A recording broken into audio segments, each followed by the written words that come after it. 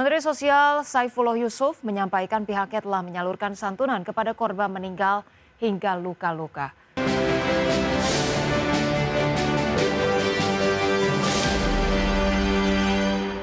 Pemirsa, Kementerian Sosial memberikan bantuan untuk korban bencana di Aceh, Sumatera Utara, dan Sumatera Barat.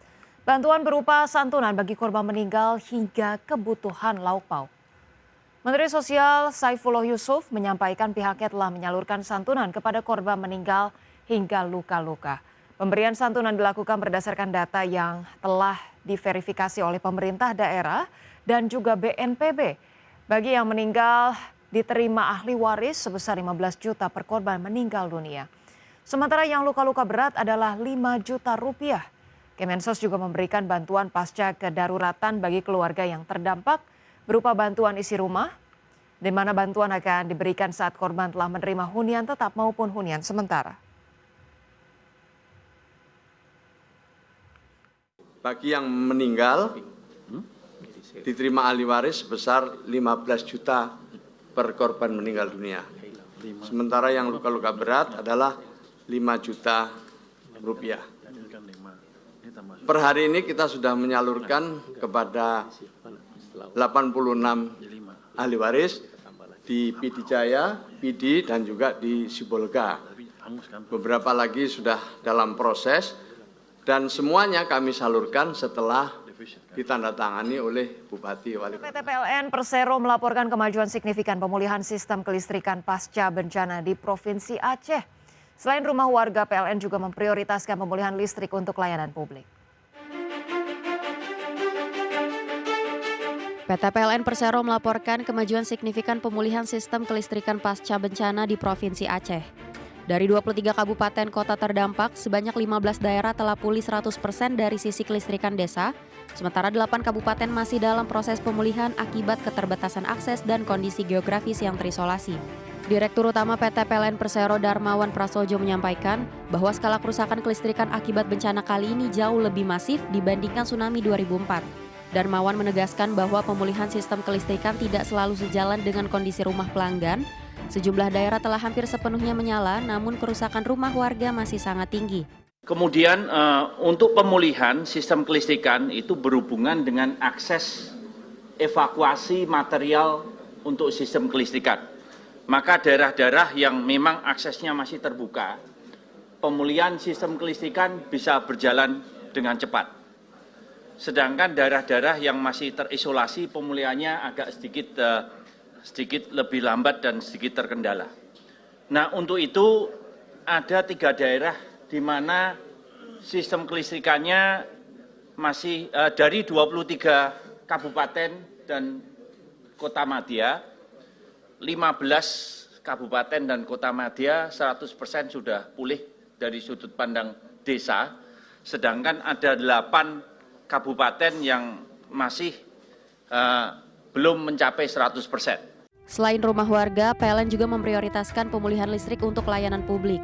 Hingga saat ini, PLN telah membantu pemulihan instalasi listrik di 33 rumah sakit umum daerah dan puskesmas di berbagai wilayah. PLN juga melakukan pembersihan dan pemulihan instalasi listrik di masjid-masjid terdampak agar dapat kembali digunakan oleh masyarakat. Tim Liputan IDX Channel. Menteri Keuangan Republik Indonesia Purbaya Yudisadewa menegaskan pertumbuhan ekonomi nasional di tahun 2026 dapat mencapai 6%. Membaiknya fondasi ekonomi Indonesia diyakini akan mampu mendorong dengan cepat pertumbuhan ekonomi nasional. Menteri Keuangan Purbaya Yudisadewa menegaskan pertumbuhan ekonomi nasional di tahun 2026 dapat mencapai 6%. Hal ini dikarenakan telah adanya fondasi ekonomi yang baik, seiring terjalinnya koordinasi kebijakan antara pemerintah dan Bank Indonesia, serta sinkronisasi dengan stakeholder lainnya. Purbaya meyakini membaiknya fondasi ekonomi Indonesia ini juga akan mendorong dengan cepat pertumbuhan ekonomi nasional. Sehingga target pertumbuhan ekonomi sebesar 6% di tahun 2026 bukan mustahil tercapai. Kalau saya lihat fondasi ekonominya yang sudah agak membaik sekarang, tahun ini akan lebih baik lagi karena kebijakan kita dengan BI udah amat sinkron, harusnya ekonomi akan tumbuh lebih cepat. 6 bukan mustahil dicapai tahun ini.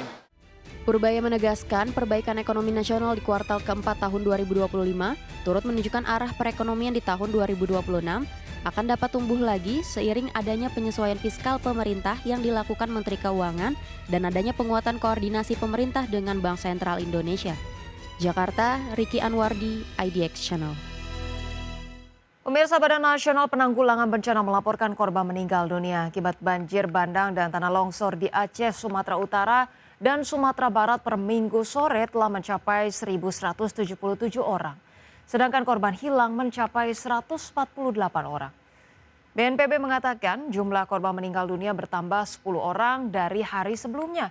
Kepala Pusat dan Informasi BNPB Abdul Mohari menyatakan jumlah pengungsi pada saat ini mencapai 242.174 jiwa.